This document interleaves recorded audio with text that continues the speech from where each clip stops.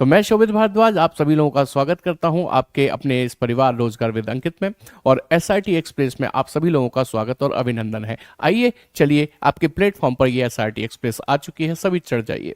तो आज हम पजल जैसा टॉपिक, जो रेलवे में पजल पूछी जाती है, उन्हें एसआरटी से सॉल्व करने जा रहे हैं। एक बच्चा पूछा था साहब एसआरटी की शॉर्ट मतलब फुल फॉर्म क्या होती है, क्योंकि वही शॉर्ट ट्रिक की बात चल रही तो वो भी शॉर्ट में ही लिखा हुआ है। हालांकि बच्चे कमेंट सेक्शन में बता देते हैं सब एसआरटी का मतलब है शोभित सर रीजनिंग ट्रिक, लेकिन आज आप भी जान लीजिए मैंने भी आपको यही बता दिया है। तो चलिए आइए, कुछ प्रश्न है मेरे पास जहां पर मैं आपको दिखाऊंगा कि पजल में भी एसआरटी कैसे काम करती है। ठीक है, चलिए देखेंगे जरा सवाल को। देखो कितना बड़ा सवाल है, देखने में खतरनाक है और आपको लगता है कि इसमें शॉर्ट ट्रिक काम करेगी। देख लो जरा, पढ़ लो एक बार, इंग्लिश वालों को भी दिखा देते हैं अच्छी तरीके से। तो सवाल को शुरू से पढ़ते हैं। कहता है 5 दोस्त हैं, पूर्वा, रोशन, विभोर, लूना और अनुज।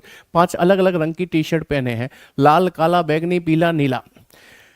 प्रत्येक मित्र को निम्नलिखित में से किसी एक से एलर्जी है, जैसे कि नट, डेयरी, बिल्लियां, मछली और धूल। किसी भी 2 दोस्त एक को एक समान एलर्जी नहीं है। मतलब 3-3 डेटा दिए गए हैं और ये आपका रेलवे में आया हुआ सवाल है पजल का।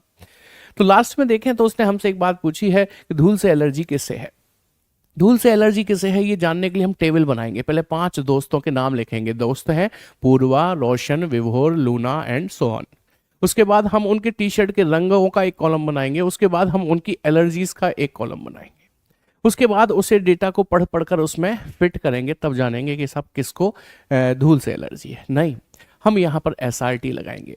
एसआरटी क्या कहती है? एसआरटी ये कहती है कि आप ऑप्शन से खत्म करने की कोशिश करिए। जैसे धूल से एलर्जी वाला व्यक्ति मुझे चाहिए, सवाल को पढ़ना शुरू करें। कहता है लूना को बिल्लियों से एलर्जी है, तो यदि लूना ऑप्शन में हो तो उसे हटा दो, क्योंकि लूना को तो बिल्ली से एलर्जी है।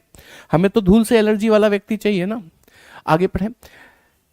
आगे कहता है पीले रंग की टी शर्ट पहनने वाले को धूल से एलर्जी है। जो भी पीले रंग की टी शर्ट पहनेगा ना, वही मेरा आंसर है, क्योंकि धूल से एलर्जी इसी को है। पीले रंग से टी शर्ट पहने होगा वही धूल से एलर्जी वाला व्यक्ति है। पूर्वा ने काले रंग की टी शर्ट पहनी है, तो भैया हमारा तो पीला वाला है ना धूल से एलर्जी वाला। काले रंग की टी शर्ट पूर्वा ने पहनी है, तो पूर्वा को धूल से एलर्जी नहीं होनी चाहिए, लेकिन उसे डेयरी मछली से एलर्जी नहीं है। विभोर ने बैंगनी रंग की टी शर्ट पहनी है, तो विभोर भी मेरे काम का नहीं है, विभोर को भी हटा दो, क्योंकि मुझे तो पीली टी शर्ट वाले को ढूंढना है ना, उसी को धूल से एलर्जी है। कहता है लूना ने नीले रंग की टी शर्ट पहनी हुई है, तो भैया लूना होती तो मैं उसको भी हटा देता, क्योंकि मुझे तो पीले रंग की टी शर्ट वाला चाहिए। रोशन ने लाल रंग की टी शर्ट पहनी है, तो मैं रोशन को भी हटा दूंगा। तो बताइए धूल से एलर्जी किसको? अनुज। देखो ये है पावर ऑफ एसआरटी। पजल जैसा सवाल, इतना बड़ा सवाल जिसमें लोग अभी तक टेबल ही बना रहे होते केवल, उसे हमने खत्म भी कर दिया। आइए जानते हैं और कुछ सवालों को।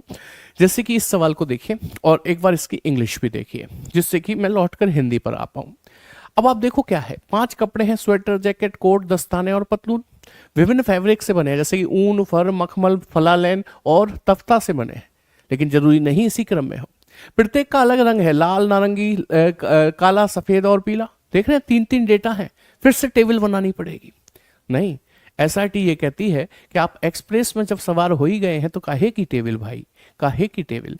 तो एसआरटी ये कहती है ऑप्शन से खत्म करना। लास्ट लाइन पढ़ो। मखमल से कौन सी वस्तु बनी है? हमें ये चाहिए, मखमल से बनी हुई वस्तु चाहिए। पढ़िएगा। कहता है स्वेटर नारंगी रंग का है, बल्कि यहां से नहीं, यहां से पढ़ो। जैकेट और पतलून मखमल से नहीं बनी, तो इसका मतलब जैकेट और पतलून मेरे काम की नहीं है। पतलून है वो मेरे काम की नहीं है, जैकेट होती तो उसे भी काट देता। फिर कहता है स्वेटर नारंगी रंग का है, छोड़ दो। कोट फर का बना है, तो कोट भी मेरे काम का नहीं है, क्योंकि मुझे तो मखमल से बनी हुई वस्तु चाहिए, लेकिन काला या लाल नहीं है। दस्ताने पीले रंग के हैं, लेकिन फलालैन या तफ्ता से नहीं बने हैं। ठीक है। नारंगी रंग की वस्तु ऊन से बनी है, तो हमें तो नहीं पता किसके पास नारंगी है। हाँ सर, स्वेटर है नारंगी रंग का, और नारंगी रंग की वस्तु ऊन से बनी है, तो इसका मतलब स्वेटर ऊन का बना है। स्वेटर ऊन का बना है तो मुझे स्वेटर भी नहीं चाहिए, तो दस्ताने आपका आंसर हो गया, जो कि मखमल से बने होंगे, सॉफ्ट सॉफ्ट, कोजी कोजी, हाथ में पहनने के लिए। उम्मीद करते हैं आपको आनंद आ रहा होगा, मजा आ रहा होगा। चलिए अगले सवाल की तरफ बढ़ जाते हैं। ये पजल चल रही है, देख रहे हैं, तीसरे सवाल पर आ गए हैं। अभी मिनट हुए हैं आपको केवल 4। तो सवाल में उसने कहा राज, विक्रम, अमित, अमर, शिवानी 5 मित्र हैं। राज, विक्रम, अमित बुद्धिमान है, राज, अमर, शिवानी मेहनती है, अमर, अमित और शिवानी शिक्षक है, राज, विक्रम और शिवानी विद्वान है। तो बताना है दिए गए मित्रों में से कौन ना तो मेहनती ना ही विद्वान। इसके लिए हम क्या करते हैं पता है, पहले नाम लिखते हैं सबके, फिर उनकी क्वालिटी लिखते हैं, बुद्धिमान, मेहनती, शिक्षक वगैरह वगैरह, फिर टिक करते हैं। कुछ नहीं करना, आपने तो सिर्फ एसआरटी लगानी है। एसआरटी क्या कहती है सुनिएगा, हमें ऐसे लोग चाहिए जो ना मेहनती हो ना ही विद्वान। मेहनती होंगे तो नहीं चाहिए, विद्वान होंगे तो भी नहीं चाहिए, क्योंकि ना लगा है हमें, तो ना मेहनती चाहिए ना विद्वान। तो पढ़िए जरा, उसने कहा मेहनती और विद्वान की बात करी, तो देखो ये रहे विद्वान, ये रहे मेहनती।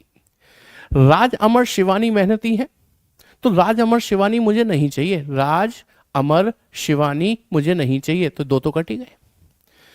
अच्छा, मुझे विद्वान भी नहीं चाहिए, राज विक्रम शिवानी विद्वान है, राज कट गया, विक्रम भी काट दो, शिवानी भी कट गई, तो इसका मतलब ना बुद्धिमान, सॉरी ना मेहनती ना विद्वान कौन है, अमित है। That is the power of SRT. उम्मीद करते हैं समझ में आ रही है कि नहीं आ रही है। चलिए आगे